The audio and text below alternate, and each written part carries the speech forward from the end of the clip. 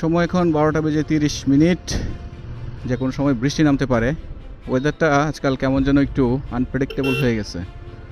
এই রোদ এই বৃষ্টি।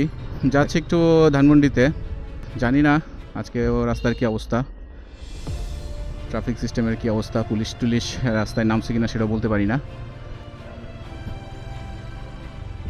এখন আছে মোহাম্মদপুর তাজমহল রোড, কিশোরগঞ্জ স্কুলের সামনে। এই রাস্তাগুলো কাটার পরে ঠিক মতো ভরাট করে যায় নাই, যে কারণে খুব শেক করে। এই গর্তগুলোর উপর দিয়ে গেলে আসলে একটা ঝাঁকুনি লাগে, কেন যেরকম করে আসলে বুঝতে পারি না। এগুলোই হচ্ছে আমাদের একটা আসলে গাফিলতি অথবা ফাঁকির কাজ বলা যেতে পারে। স্টুডেন্টরা মনে হয় প্রস্তুতি নিচ্ছে রাস্তা ঝাড়ু দেওয়ার।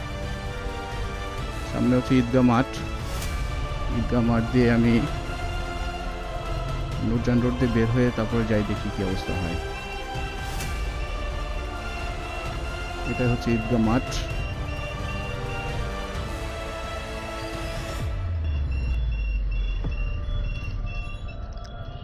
এখন দেখি রাস্তার অলিতে গলিতেও পোলাপান ট্রাফিক কন্ট্রোলের জন্য দাঁড়ায় আছে।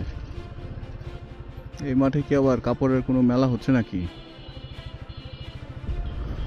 এটা হচ্ছে সলিমুল্লাহ রোড, মোহাম্মদপুর। এখানকার রোডগুলো সব মুঘল আমলের রাজা বাদশাদের নামে।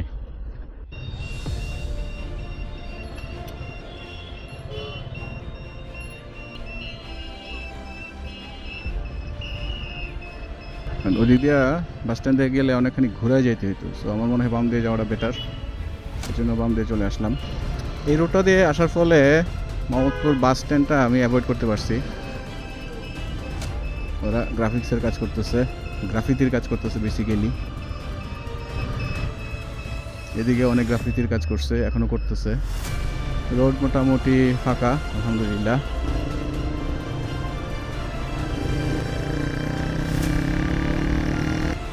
সাতাইশে চলে আসছি, সিগন্যাল আছে।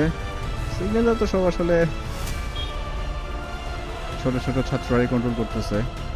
এখন এখানে প্রচুর মার্কেট করে ফেলছে।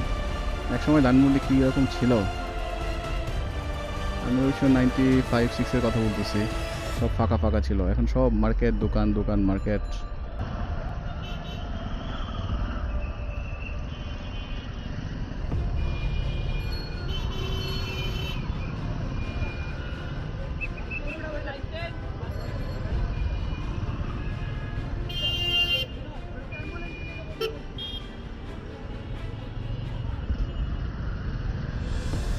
আমি আস্তে আস্তে বামে চাপায় দেই, কারণ আমি তো বামের দিকে চলে যাব। মোটামুটি চলে আসছি আমি, না তো মনে হয় এই গলিতেই। প্যাচ লাগাই দেই, চিনি, তারপরও দেখা যাচ্ছে আস্তে আস্তে অনেক সময় প্যাচ লাগাই দেই।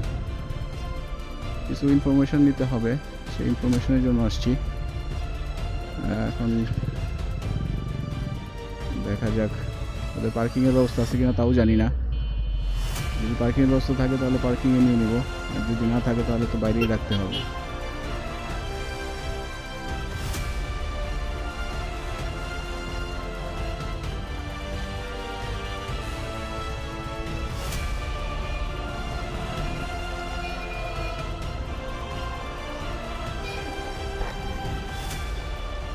চলে আসছি।